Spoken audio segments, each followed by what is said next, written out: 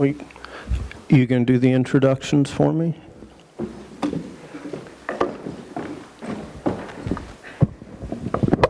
This is impromptu, because once Dr. Metzger gets the microphone, you can't shut him up. So I'm Patty Scott, the college president, and we're having a little impromptu roast of Ron that he doesn't know about because he doesn't like any kind of public acknowledgement.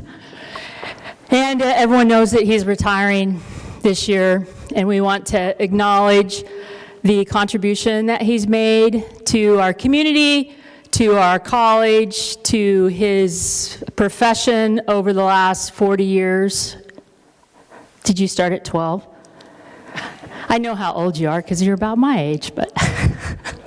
So anyways, I'm not going to tell stories about you because I know we're streaming, and I can only imagine the number of people who are watching. And we go way back to, we were faculty members together. I'd been here about 3 years when Ron came in 1996. Is that right?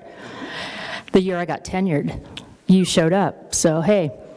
And we had a really good time on the faculty for a long time, and we've continued to have a really good time here in different positions. We've done a lot of really great work here impacting students, and Ron was very instrumental in helping us get the Health and Science Umpqua Hall mini donations. And if you haven't had a chance to see that fabulous new facility, I'd encourage you to visit it, and particularly spend some time in Ron's lab, because he finally has the space to display all of his fabulous artifacts. And he's got some amazing artifacts, and we've had some fabulous people donate collections over the years that we're finally able to display. And then you're going to go and retire on us, but Ron isn't going to go far. We have a cell number. We know where he lives, and he will be around teaching. So I'm going to let Elise talk a little bit about Ron's contribution to the College Foundation and present him with a gift. Thank you all for coming tonight. Dr. Metzger, small gift from the foundation. Ron has been on our foundation board as long as I've been here, and probably many more years than that. He's instrumental in making what we do here magical. We love working with Ron, and our students love him.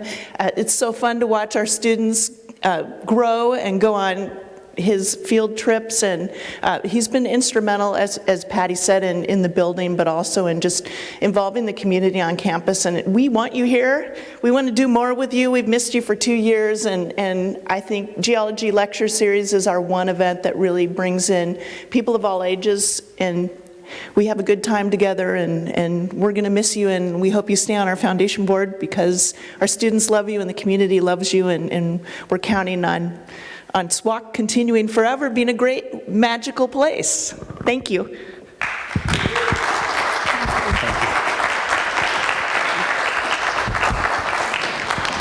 So now I'm supposed to follow that. Thank you. So it's my pleasure to introduce to you, you'll get me shortly with this talk. I'm going to give you sort of where I became a scientist from. And it goes back a ways. If we can have that back.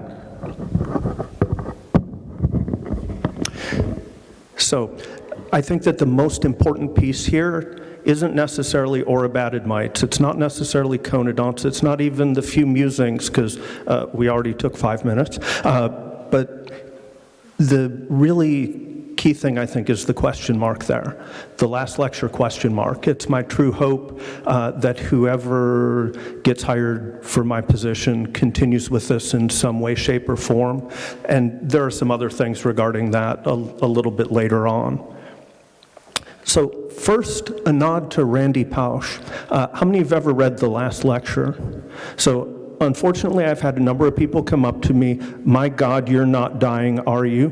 And the answer is, yes, we all are, but nothing imminent that I know of, and I will just keep my fingers crossed and knock on wood. But I think one of the things that I just mentioned, Doc Coyner's been doing astronomy physics lectures, and hopefully other folks will be able to get on board as well. I know I've been incredibly fortunate over the years because geologists are different. We'll see why we're different maybe as we go through this deck today, aka PowerPoint. Aka, how many of you ever used Ektachrome or Kodachrome slides? Those of you that know what a slide is, how many of you prefer Kodachrome, not because it's Kodachrome, but because of Paul Simon? I did not like Kodachrome. I like the song. Ektachrome was the bomb. Ektachrome goes with the greener greens and the bluer blues. Kodachrome is red, but, you know, to each their own. So hopefully these things will continue. I grew up in Rochester, New York. That was my house. Speaking of Ektachrome and Kodachrome, because that was the George Eastman house, one of the more famous places. But I spent an inordinate amount of time with my grandparents growing up. One of them, one set was down on Canisius Lake, this particular Finger Lake. The other set in my growing up years was down off of Lake Ontario, off of Sodas Bay. But that was a really foundational piece because when you do Meyer-Briggs, I don't do Meyer-Briggs well. I'm like all things at once, and part of it I'm a cusp baby. Part of it is that I spent a lot of time with folks that grew up in the Depression, and all of that, at some point somebody gave one of those in-service speeches, and it's like, oh, okay, that's why. And so this is one of the Finger Lakes, but more important than the Finger Lakes are these. So as a young kid, and my parents can probably attest to, I don't know how many 5-gallon buckets worth of fossils and rocks ended up in different places. It's one of the banes of geologists and geology spouses and the like. Upper right is a beautiful pyritized goniatite cephalopod. This is not a honeybee hive. This is Favosites, basically a coral, and Atheris spirifoides. Dad, you remember those? It was a great little trip my dad and I took on Lake Erie, going down a weird stairs, and too much time to deal with those things. But one of the things, how many of you know what a phylogeny is? Phylogeny, the relationship between taxa. Well, as a paleontologist, we talk about that a lot when it comes to who we are as academics. And that's at least for paleontologists. It may be all academics. I'm just a paleontologist, I don't know. But I picked 4 people out of my early days that I remember, and for a variety of reasons, made a difference to me. My goodness, a kindergarten teacher, but she ended up related to somebody that my grandparents lived next to. And when I saw her show up, and I was like 8 or 9 years old, it was like, Mrs. Cooper! And she remembered me, because all teachers remember all students, although sometimes we forget names. Mr. Gerber, the only thing I can't even tell you which grade, but he did a camping trip. He lived out on a farm and had a barn. And who would take like all of these little kids out to your house? It was nuts. And then feed them all. This is where it started though. My first real science class, Mr. Zolads, he had a glass eye and he used to put it on the desk. And you knew that it was looking this way, but if you were on this side of the class, you knew it was a trick eye, and he was watching you.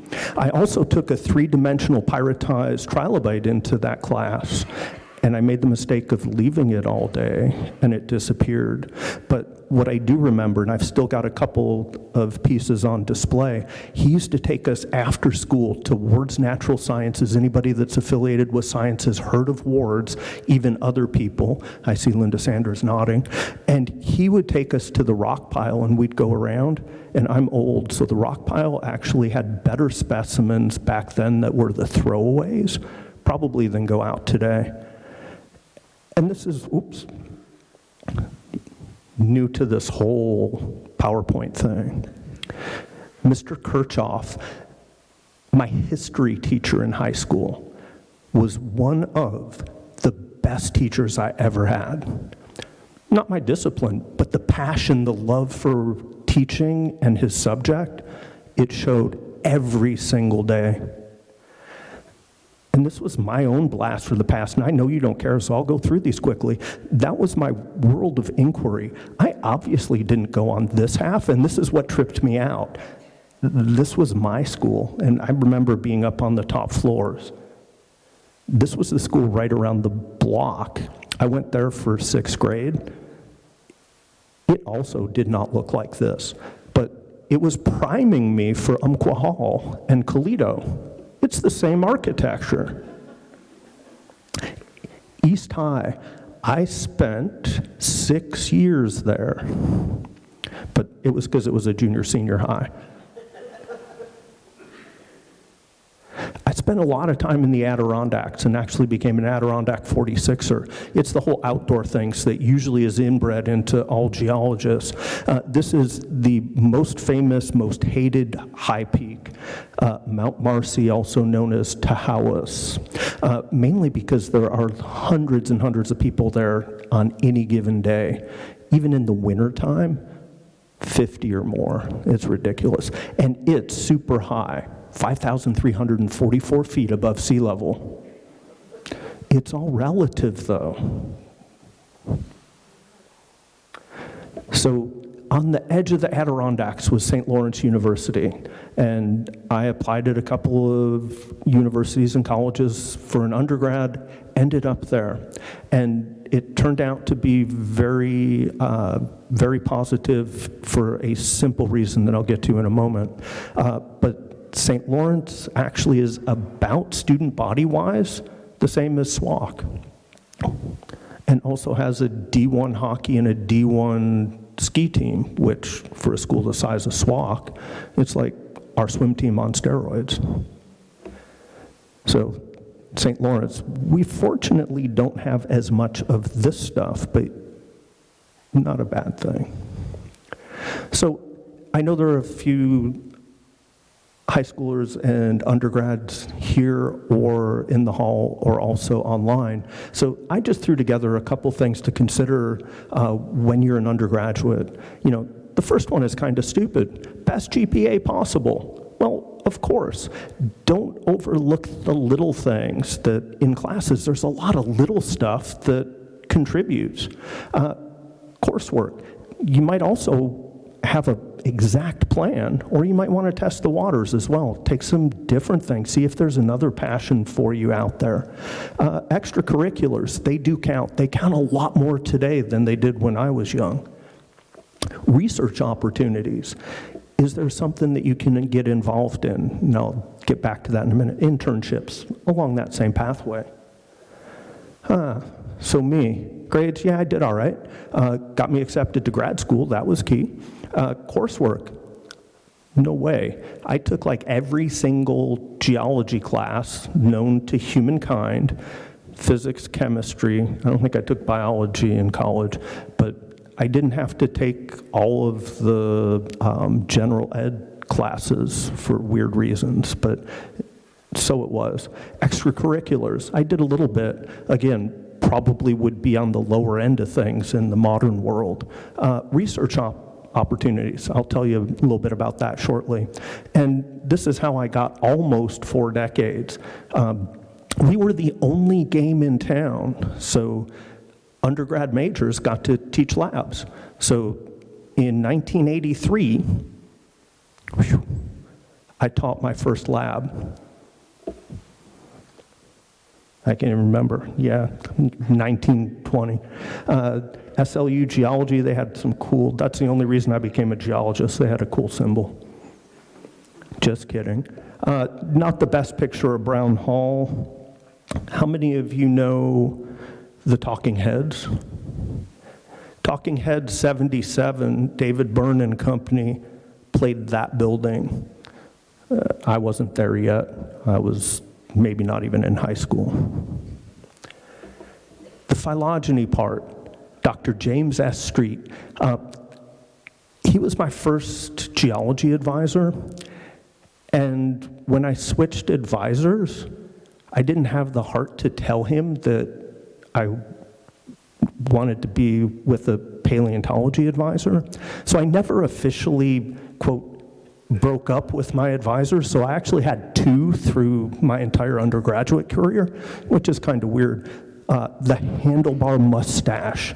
And one of the things I remember, there was a Friday morning, and it was a room, if anybody's been in Eden Hall, about the size of Eden, a little bit bigger, actually pretty similar to the new lecture space in Umpqua Hall.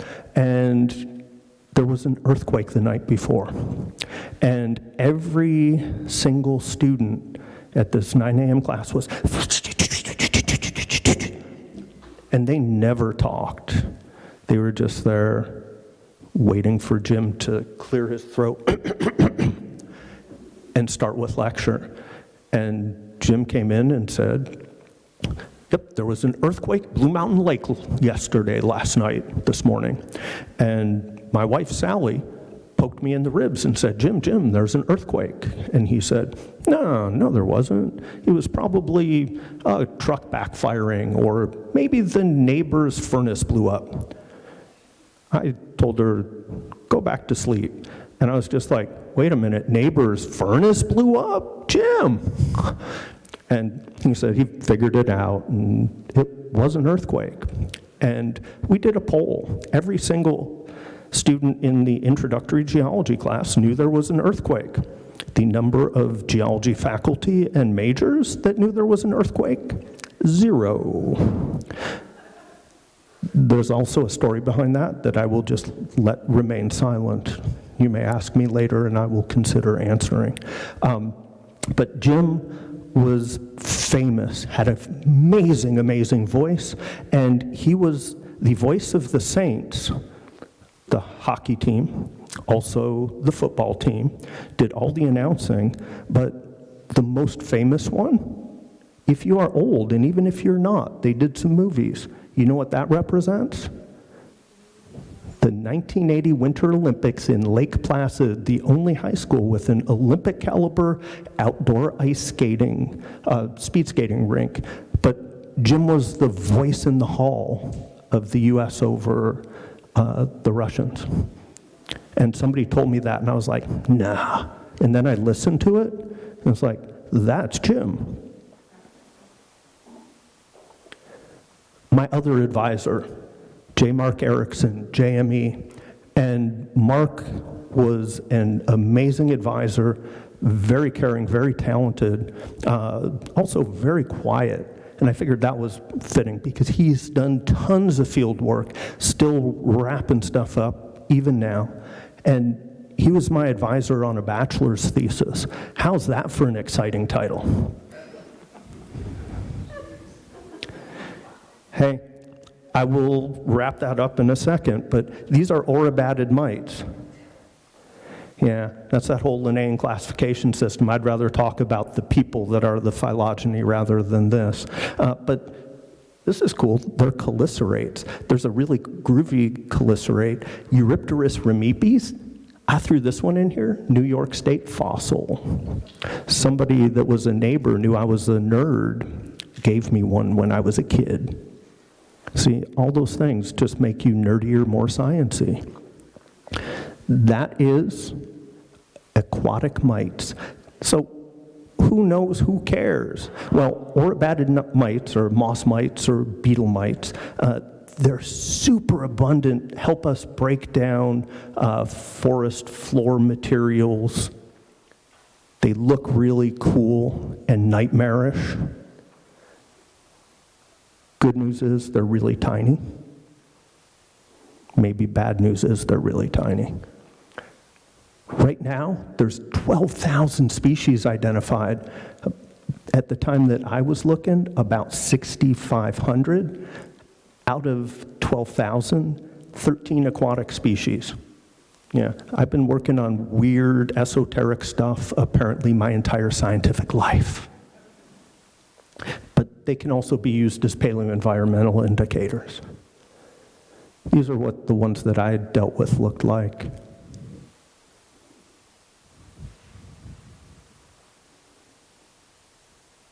Ew.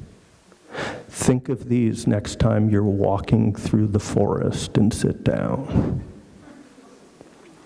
So what's it mean? Well, there were some outcomes. There were abstract that came out of it that got published. There contributions to other work that Mark Erickson did on orobatids in that region. But I think for me, these are the more important things. One, I became an official bug picker. And as a research scientist, I never left that. The honors, that's it. Completing research early was a key component because it actually made me know what I was half doing by the time I started on my master's and my PhD. So really that understanding the process of what research is, that was the fundamental key. And the other weird thing at St. Lawrence, I took a micropaleontology class. Okay, that's not weird. But at SLU, Mark Erickson taught that class as well as all of the other paleontology classes. And he didn't tell us about the conodont animal. He did tell us about this thing, which ate conodont animals and was preserved. This was the first thought. And the actual conodont animal had been described, and I knew that Mark, anything paleontological, he was a voracious reader. He watched and read through all of the paleontologic work in all of the main varied journals that were out there. And this particular specimen was the conodont animal. And I asked him about that years later, and I said, Mark, the conodont animal was already discovered by the time I took your micropaleontology class. Why didn't you tell us about it? And he said, yeah, I got tricked once on that whole Bear Gulch sample. He said, I was giving them 10 years to figure out if they had made a mistake or not. I'm like, okay, that works. You know, they're beautiful.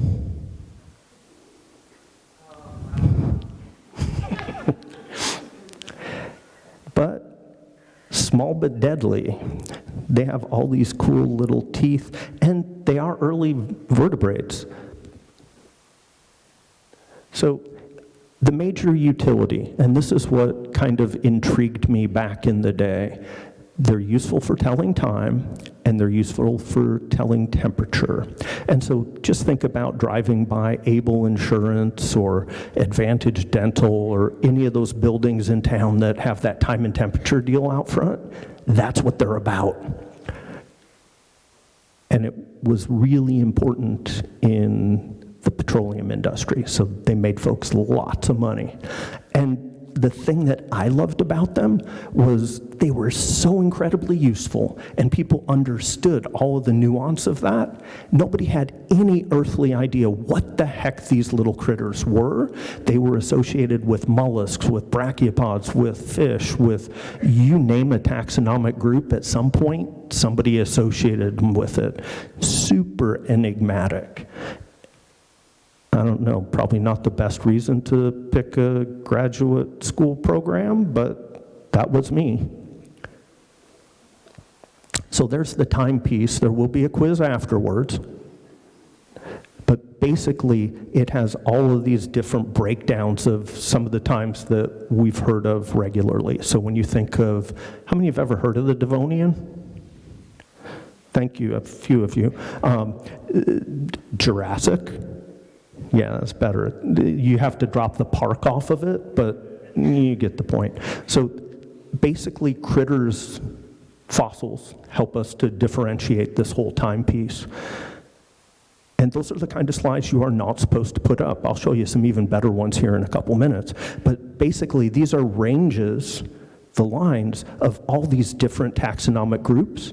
And when you have more than one, you get to overlap them and figure out who's what's the time? And there's the temperature. They change color.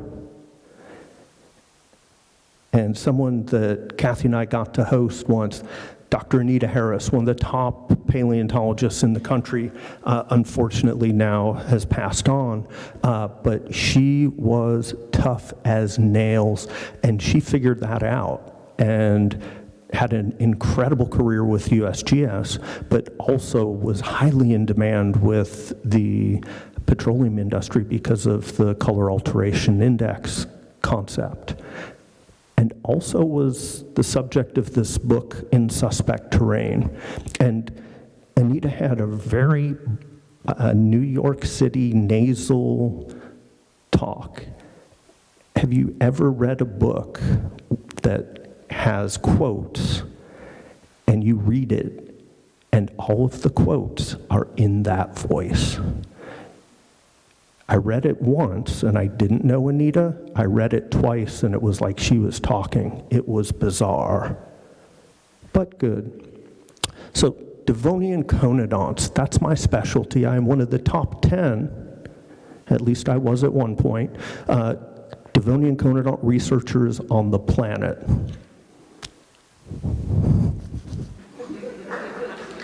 Yeah. Which tells us there are no more than this. So I could maybe say top 9, but I don't want to risk it. I like the top 10 thing.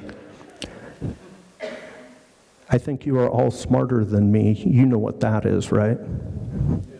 Yeah, 10-penny nail with conodonts on it in an SEM shot.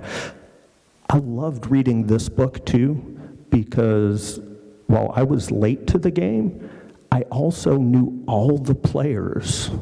And so when the discussions of all of the weird nuance of study were coming up, all of the names, it's like, oh, yeah, they were here and bop, bop, bop. Which led me to University of Iowa, Devonian conodont location extraordinaire. Go Herky. That's the state capitol made out of state quarry limestone that actually was mined by prisoners at Anamosa Men's Repository and Trowbridge Hall, the geology department. And my master's and PhD advisor, Dr. Gilbert Clapper, Gil was and is probably the top Devonian conodont worker on the planet, probably one of the top conodont workers, period. And I would say number 1, according to Anita Harris, a quote from a number of years ago. But Gil was intense. This looks clean. My storage habits probably are similar. The only time that he could not find something that I needed was after he cleaned his office. He could have a stack of manuscripts 5 to 6 feet tall, and he could, if you said, I need such and such, he would pull it out within 2.7 seconds. It took him 2 weeks after he cleaned his office to find one thing. So I started at Iowa, and I found out pretty quickly that you don't know what you don't know. I was offered an assistantship that would have been a straight line to a PhD that would have involved 2 years TA, 2 years research assistant, and 1 year paying you just to do your own work. And me, I said, well, you got your master's and your PhDs. Master comes before PhD. Shouldn't you do that first? And he said, okay, here's your assistantship. I'm like, okay, it worked. Another exciting title. It did get me near the Offutt Air Base, actually to where they stored the core. Strategic Air Command back in the day, actually the core would have just about fit width-wise in this box. It was a giant diameter core, but they were putting Strategic Air Command headquarters down inside there, so they wanted as much information as possible. The amazing thing is they made it public to researchers afterwards when it was still in use. And those are just typical stratigraphic sections. All the little numbers, they're just samples. So you break up core, you put it in acid. We got to use designer acid. It's called formic, same stuff in wasps. It doesn't smell like vinegar because most conodont workers use it's glacial acetic. It's like walking into a giant pickle factory. This is my favorite here, Hemilostrona. half the ace of spades. And this one, this sad little thing, 2 through 6, I got to name 2 species over my career. That's one, Polygnathus depressus. Not because it's sad, because it has a depression on the basal side, on the underside. So I finished up the master's. I published it in this Journal of Paleontology as a manuscript, and was starting to think about, now what? Somebody's going to pay me to go on and get a PhD. That makes sense. Great. Should I stay or should I go? And I decided the devil you know, especially when it came with a project, makes sense. So I had this really great project, shape analysis, looking at platforms trying to decipher evolutionary patterns. In 1972, there was this new evolution by jerks, which was by Stephen Jay Gould and Niels Eldredge, punctuated equilibrium. They weren't the jerks, although the gradualists kind of thought so. So I was going to decipher this. It was awesome. Epic fail. And so, man, computers have come a ways. That was published in 1991 in my thesis, and then hidden on a shelf, never to be seen again. The program did a really good job of separating instead of trying to see if there were trends. So I had 2 areas that made up the fossil collections, the microfossils that were going to be the subject of that shape analysis. One was in Nevada, so kind of close to Las Vegas, a place called Bactrian Mountain, just because it had a mountain with 2 humps. And the other was in the Canning Basin of Australia.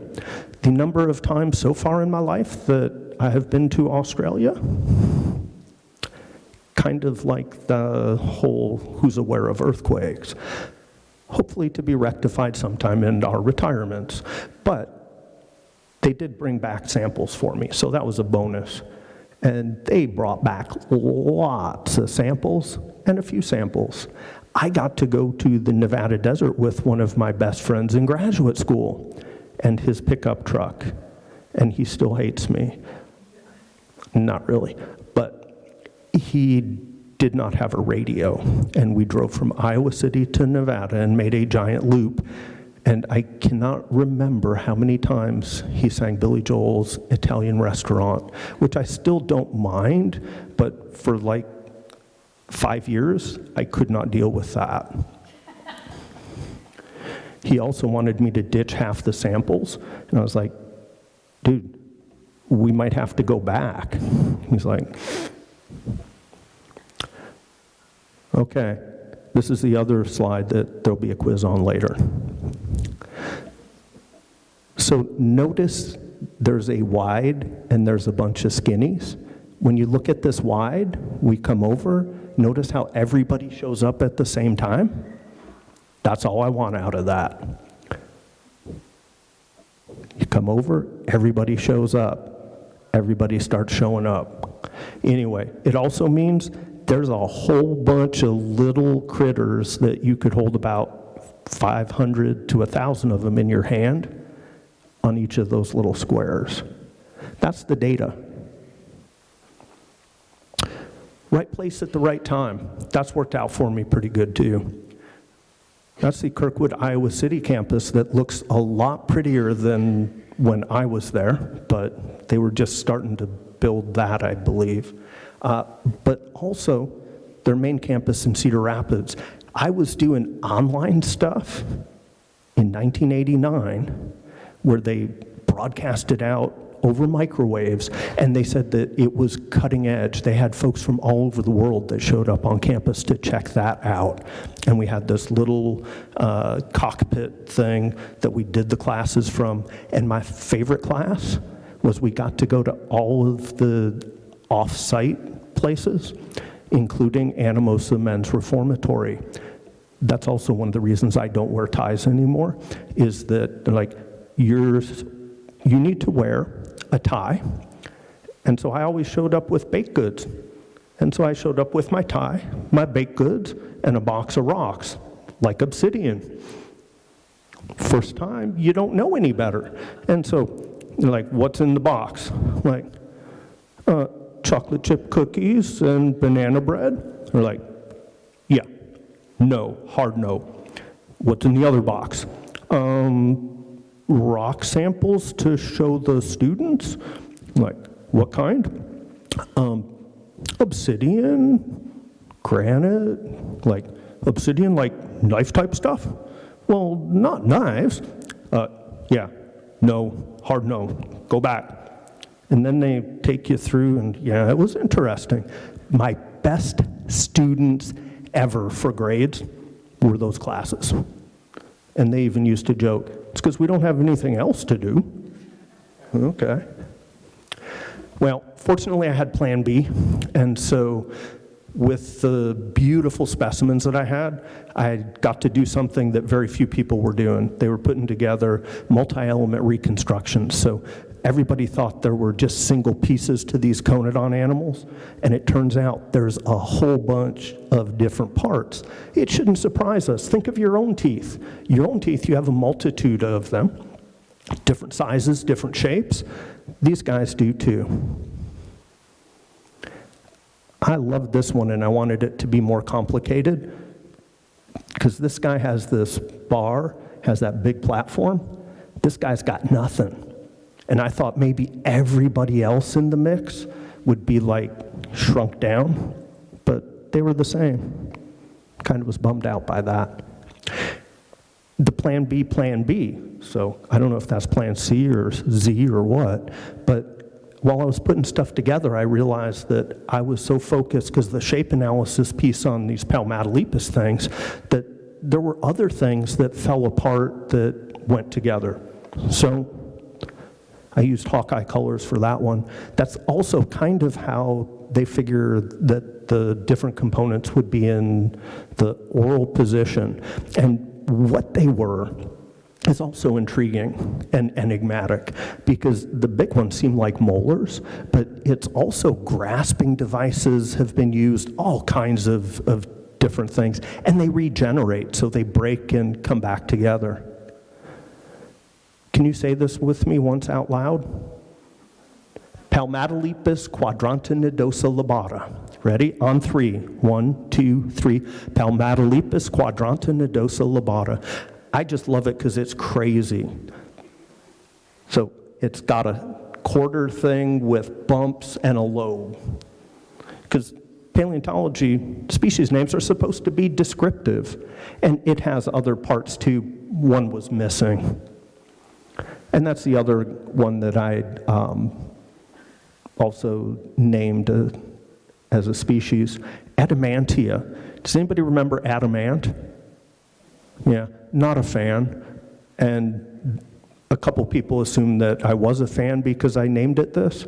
It actually, is about shape, like a diamond.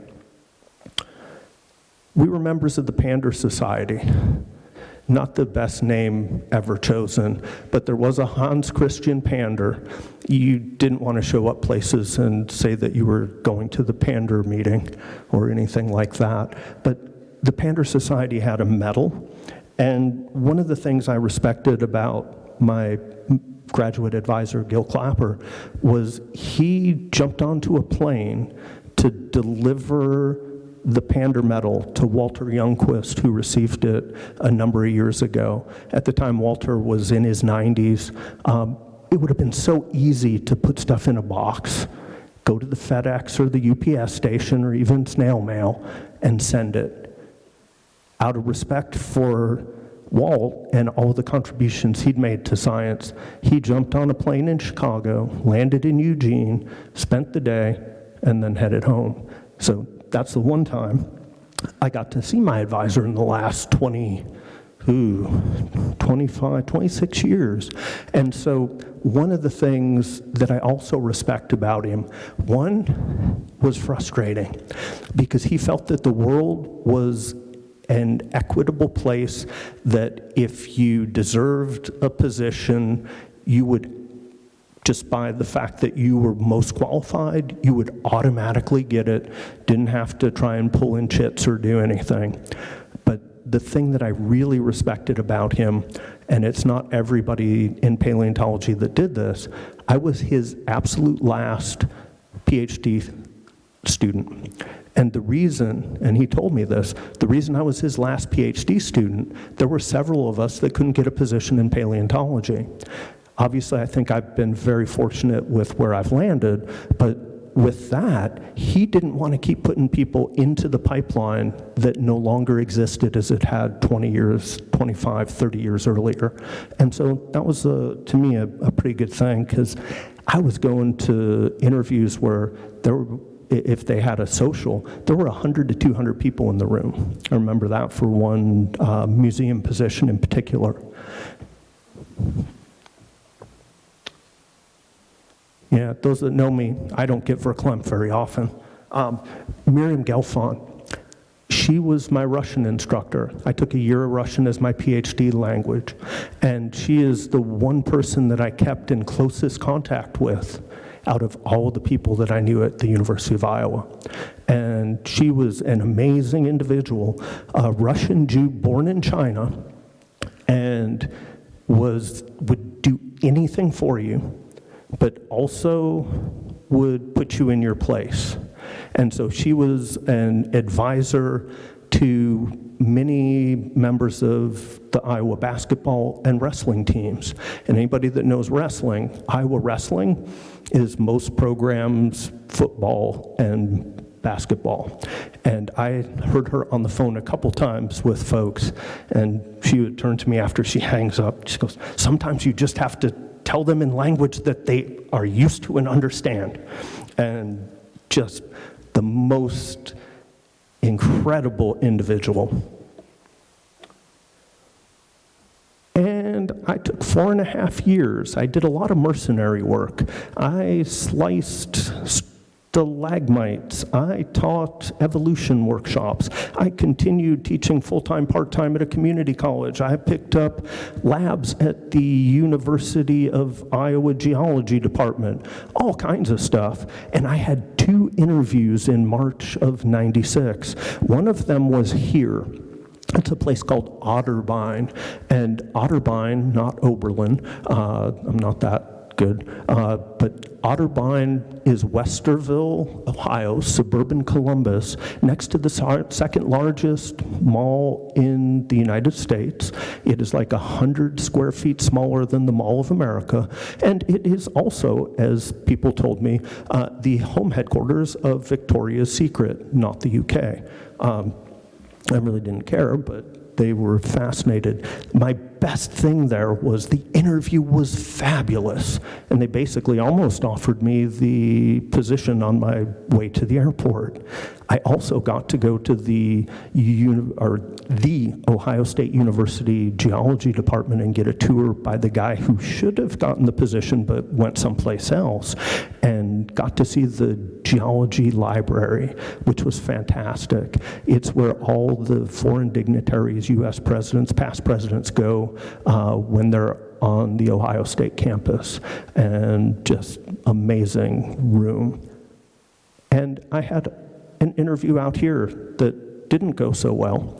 I actually called my undergraduate advisor, who I'm still in contact with today, and said, Mark, I can't believe they couldn't find somebody closer to come and interview. I wasted all that time and money coming out here. I'm gonna write them and say some things. And Mark, in his ever calm way, said, you know, you probably don't want to do that. You know, it's better not to burn those bridges. You never know who knows who. And about a week later, hey, Mark, guess what? Funny thing happened on the way into the department. I got a job offer from that school that I was complaining about, and the rest is history, and it all worked out. I'm glad I didn't Glad I didn't write that nastygram, because that would not have been a good call. The person in the office at the time, unfortunately recently passed away as well, would be a VP today, but Dean of Instruction back then, Phil Anderson. And Phil Anderson made a very good chocolate cheesecake. I make a very good chocolate cheesecake. I made the comment to Phil, mine is probably better than yours. That's kind of stupid too. I guess not young enough, but definitely stupid enough. But I still take some pride. My chocolate cheesecake caused a quintuple bypass to somebody that at the time was a VP in charge of paleontology at Amico Production Company. The good news is he survived, and he then went on to a very high-powered position at National Science Foundation. Field trips, Patty mentioned them. They are, in the moment, probably the most annoying, frustrating thing for many students. Many students come back years later and say, wow, now I get what you were trying to make us think about. So unfortunately, some ways assessment is a long game, even though we look at it as a short game. This has always been one of my favorite shots, the stumps out at sunset. The hand, because I've always been fascinated by the oral histories of Native peoples in the Pacific Northwest and the connection to the geology and how perfectly they coincide. And this was one of the early speakers. This is Paul Hoffman, then of Harvard, who for a plane ticket came out and gave a talk with one of my favorite concretions, the turtle, near the tennis courts at Shore Acres. Unfortunately, the turtle is showing signs of weathering. Most of this piece is gone now. And it doesn't get any better than that.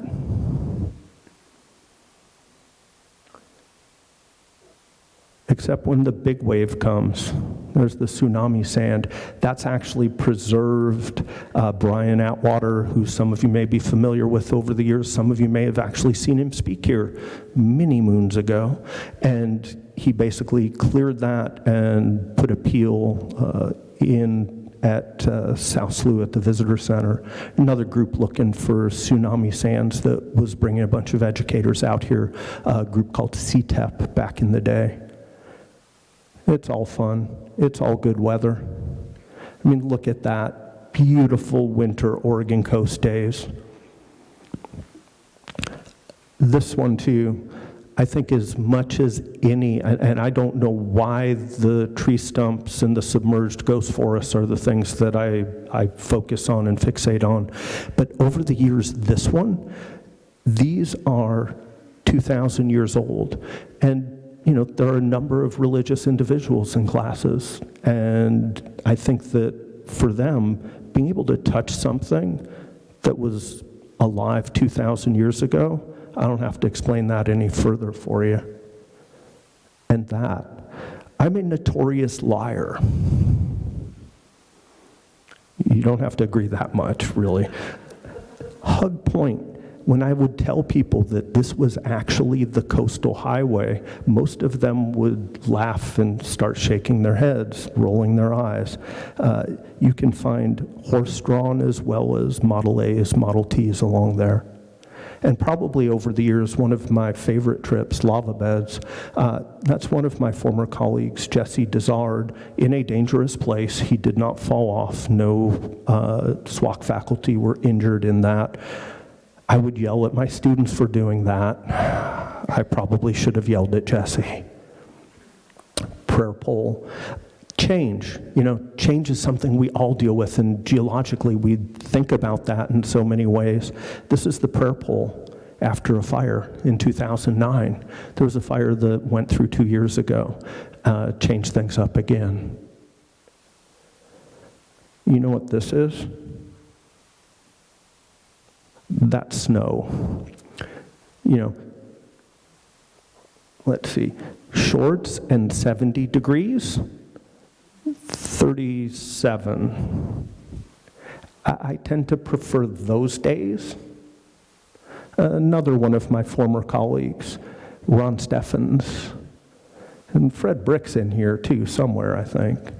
And there's Kelly, the bus driver.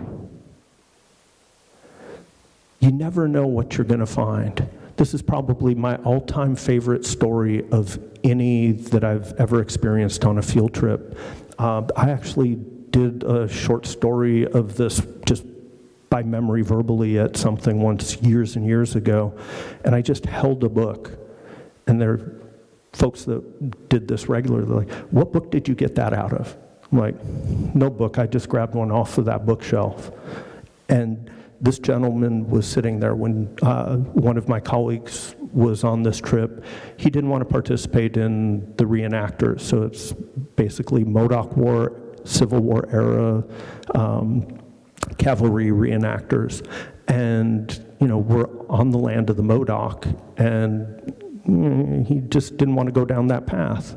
So when he wasn't going, Fred Brick, our history instructor, said, hey, can we do this? I'm like, yeah, I take 98% of this. I'm the geology guy here. You get little bits and pieces.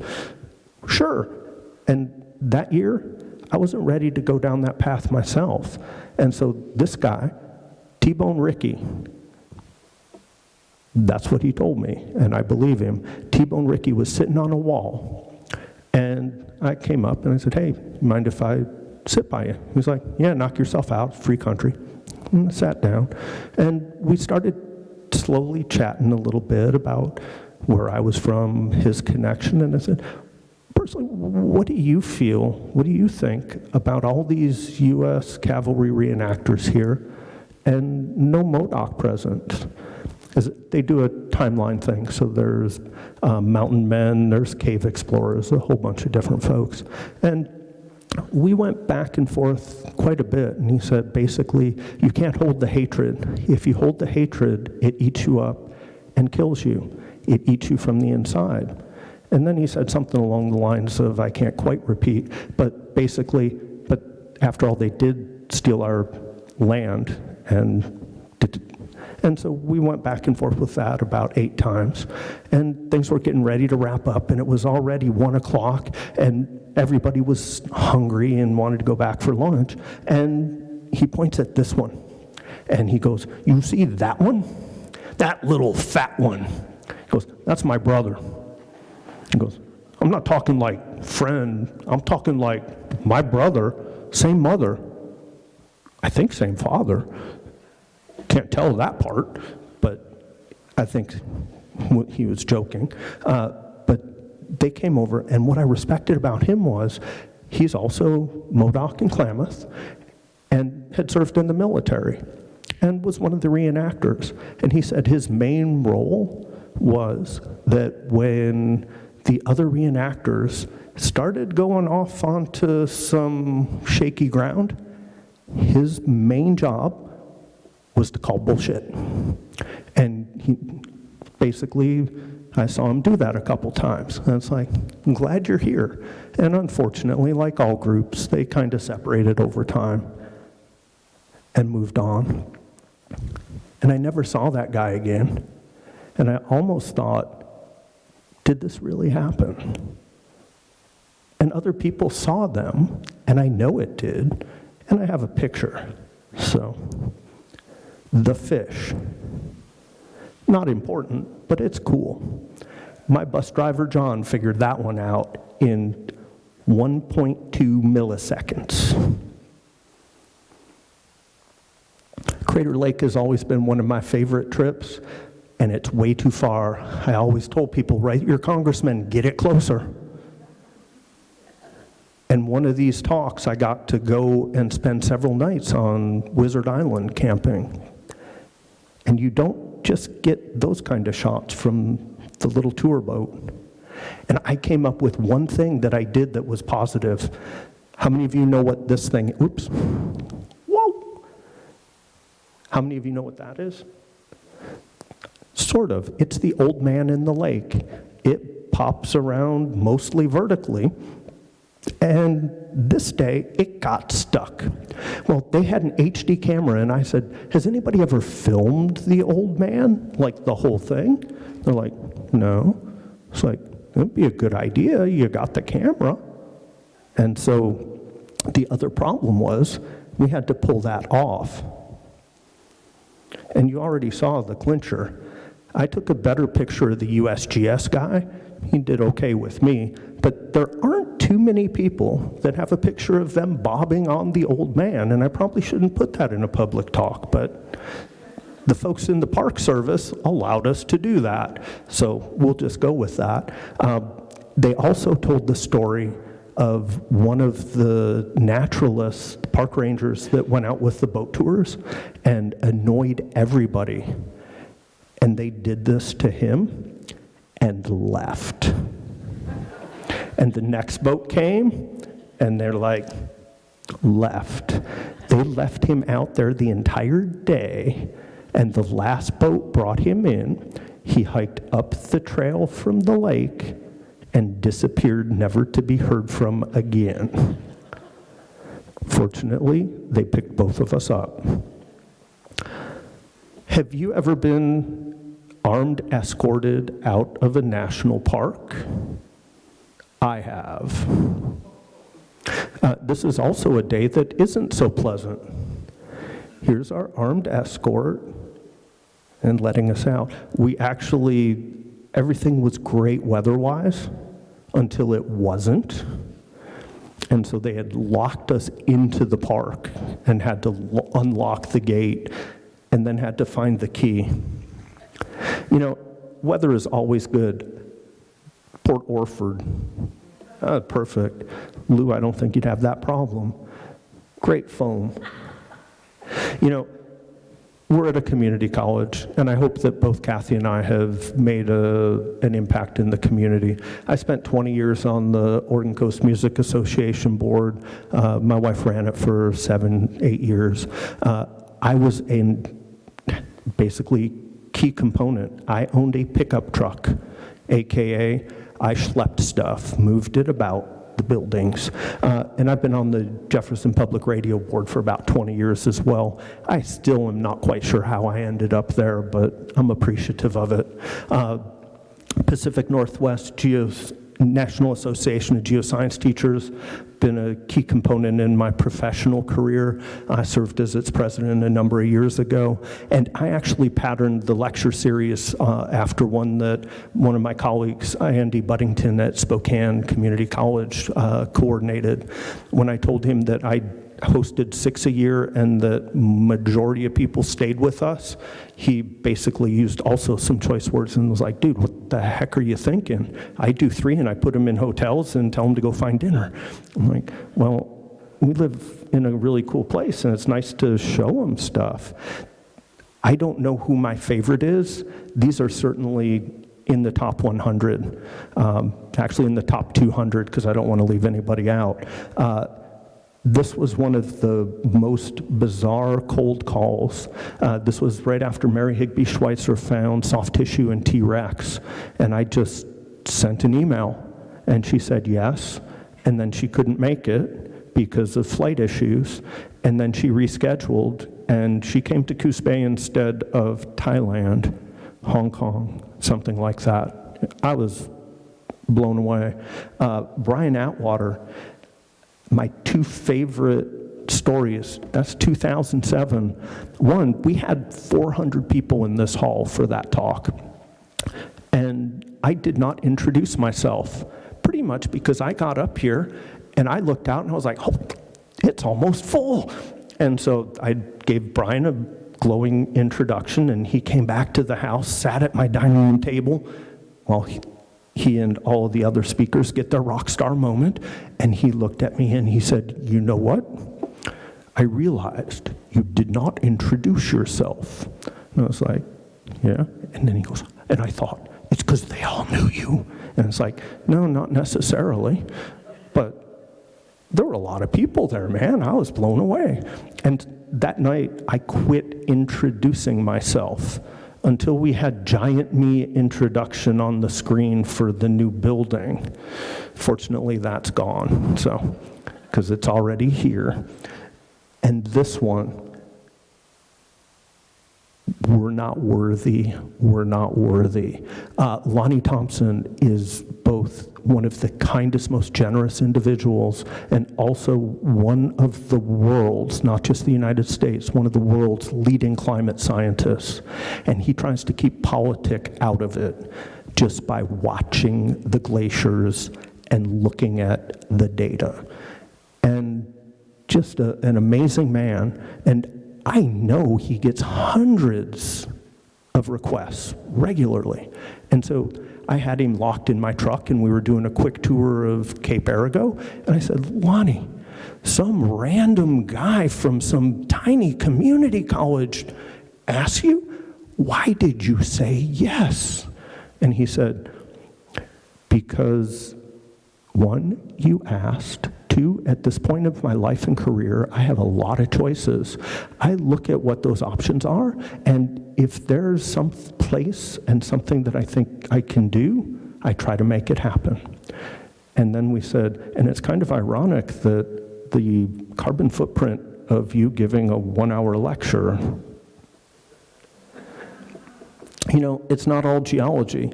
This guy is unique. I got to introduce him as Geology Club president at St. Lawrence when I was there. He was also a St. Lawrence graduate. If you are into photography, look up Klett, K-L-E-T-T. If you like cacti, look up Klett. If you like comparisons, he looked at comparisons of the ancient Ansel Adams, Muybridge, Weston images of the West, and then recreated them same time, same place. Everything as exact as possible. Dr. Dave, I was out fishing with my buddy Don Ivy, and I was going to have him talk about dirt. And I looked out and started counting and got up to 400 boats in the bay. It's like, this guy wrote King of Fish. Why am I having him come talk about dirt? Well, he came back and talked about dirt, and then he came back and talked about dirt again. He's one of the multitude. And this guy, Kathy and I were sitting next to his wife and aunt and uncle, and he talked about putting a horse into a pond in Michigan to try and recreate holding mammoth meat over winter. Yeah. I won't tell you about the Klett story. That was morbid. This one was fantastic. I promise I will come in under this because we're getting towards the end. Jim Delgado gave a 2-hour lecture, and 2 people left out of 300. It was amazing. He didn't do so well with the K-12 crowd that he talked to in the afternoon because they had to get back to school, so he had to cut it on Titanic. And this is one of the other relationships that has come about over the years. Scott Burns through NAGT, who is somebody I professionally look up to, but I think I speak for both myself and Kathy, that is just one of the warmest human beings on the planet. If he's ever said anything bad about anybody, I would be highly surprised. Just super generous. And he came here a few years ago when we did our first winemaker dinner and had Earl and Hilda Jones Abasella, and that was a fantastic experience. And just gender equity. A couple of my other favorites, Carolyn Porco, the Cassini actually, she thought was scheduled for the talk during a downtime, and it turned out when it was getting ready to crash. So that turned out to be more interesting, and the timing and advertising was fantastic because that project was doing stuff. And Lucy Jones, who if you ever have seen Good Morning America and all those news shows in the morning, whenever there's a major seismic disaster, she was frequently the one that is the talking head. And back in the early days, this was a guy that was one of his big ones, John Vidali from Pacific Northwest Seismic Network, the Seattle Seahawk quake. So a lot of folks have been supportive over the years, the foundation, the college in general, providing space and media services, DB Western, Mill Casino Hotel and RV Park. The other part that's kind of scary, Oregon Resources and Methane Energy. Anybody that was geology related as a business, that was a financial supporter, is no longer functioning here. Number of distinguished speaker series. We had a great IRIS SSA relationship, probably 1 to 2, sometimes they'd have 4, and they'd contact me and say, don't you want everybody? And I was like, don't you want to send them elsewhere too? But that was a great combination. Ocean Discovery Lecture Series, the International Ocean Drilling Program, and we got to participate during COVID, the first AGU Distinguished Speaker Series as well. A bunch of lobby table groups, including tonight, that has been a great add-on over the last, 12 or 15 years. Making great combinations between the college, between a bunch of nonprofit organizations. You've got the list there. Heart goes out to all of them for their willingness to put the time in. You mentioned Umpqua Hall. Yeah, it is kind of ironic that spending all that time building up to this, and at least all the posters now are hung. So all those rock star moments, they ended up providing a dash of color. That's not the great part with all the display stuff, just books, but definitely a great thing. People ask me, what am I going to do? Well, there's one thing I'm going to do. My yard is a mess. Thank you. And, people, probably our greatest currency ever. One we lost last year, breaks my heart. Little Donnie Ivy. I did not knock those off.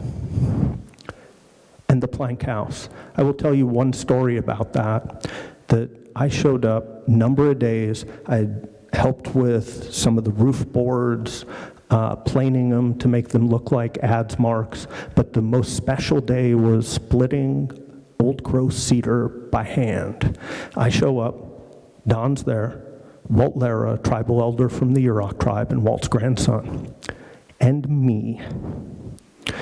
It's like classic Sesame Street. Which of these things is not like the other? That would be the young white kid from back east. And I just said, thank you. Why I'm here, I'm not sure. I kind of know, but I am. And so it felt like hockey because we started, Walt figured out where we were going to split. He brought the wedge, because I'm not that bright. It was the pointy-ish thing. See, you knew exactly where I was going. That wedge, we got to use a real sledgehammer, which fortunately, because otherwise it would have been really tough. And I remember the first one. We would do a minute and a half or two and just hit as much as we could. And then you hand off, get water, catch your breath, and cycle through the 4 of us. And I remember the last one on that first log, I spent 3 minutes, went, because we were almost there. And I remember hitting that, and it falling apart, and then Walt looking, figuring out where the wood was talking to him, where's the next wedge gonna go. And the last thing I will add on that little story is everybody was trying to decide where these were gonna go as the dance wall. And Walt at the time, 65 or so, we're all with our backs to Walt talking. And this cedar plank is that wide and 24 plus feet tall. Walt, who is a big man, picks it up,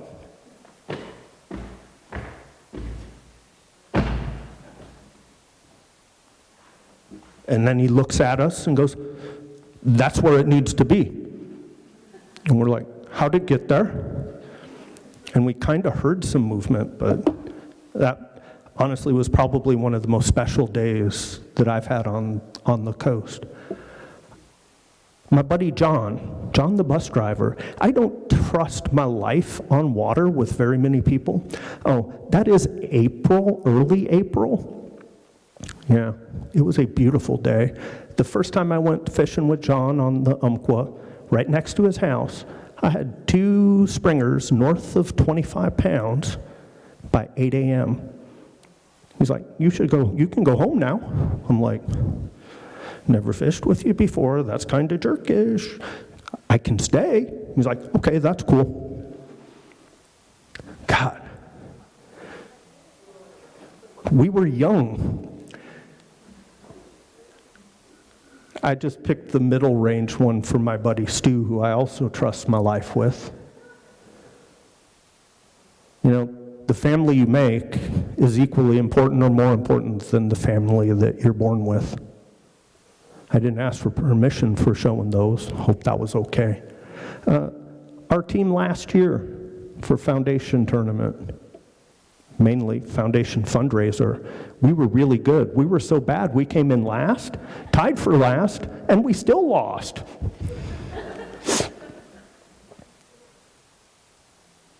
Like I said, the family that we make. And unfortunately, for 2 of those, the family, and one who's not even pictured, unfortunately, the family that we've lost, our buddy Scott, Kathy and I, and our good friend Dean. I've shown you a picture of Don Ivy, Dean and Jane Muffett. Last month for the ALACA conference, we raised $625 for the Don Ivy Memorial Scholarship Endowment in the tip jar out front. All the proceeds tonight will be divided between the Dean and Jane Muffett Scholarship as well as the Don Ivy Scholarship. Just because I can. You know, the family you're born with is important too. I wouldn't be here without my mom and dad.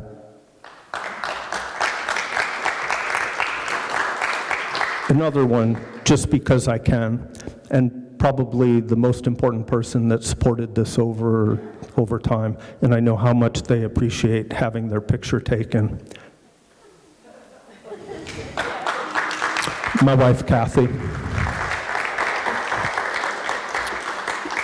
So I brought this because it was a guy that was on a field trip who proved ingenuity. He didn't know how to fix diesel engines. He just knew that if he didn't get this thing out, we would not see rocks and geology on a 3-day field trip. The other thing that I wonder about is this. 26 years ago, I came here and I did an interview. Somebody mentioned to me years later, oh, you weren't the first place candidate. It's like, great, I think it's worked out for everybody, but thank you for that cheery note. But I know the one question that I answered correctly. They gave me a sample, not nearly as big and beautiful as this, but they said, this was found on a beach locally, and it's magnetic. What is it? Well, the automatic introductory geology answer is, it's magnetite. No. This is from the Tahoe ilmenite mine in northern New York on the edge of the Adirondacks. Fortunately for me, my time in the Adirondacks, I knew that this thing looked kind of like the thing that they were giving me, and it probably, their thing wasn't a meteorite, and it wasn't magnetite because that seemed too easy. It was ilmenite. I got that question right. That might be the only reason I'm giving the last lecture question mark tonight. That might have been the 1 point difference that gets me here. If it is, thank goodness for ilmenite. So, ladies and gentlemen, I was gonna bring the mic and do a mic drop, but I forgot to pick that up tonight because you can't drop a good mic because they are too expensive. So, signing off from the edge of the known world. 1, 2, 3. 2023, or more appropriately, from the center of the universe. Cheers. And thank you all for your support over the years. Take care. Take a check of the tables in the lobby for a minute, and stay safe, stay sound, and take care of yourselves. And hopefully I'll join you in the audience next year at some point for a lecture.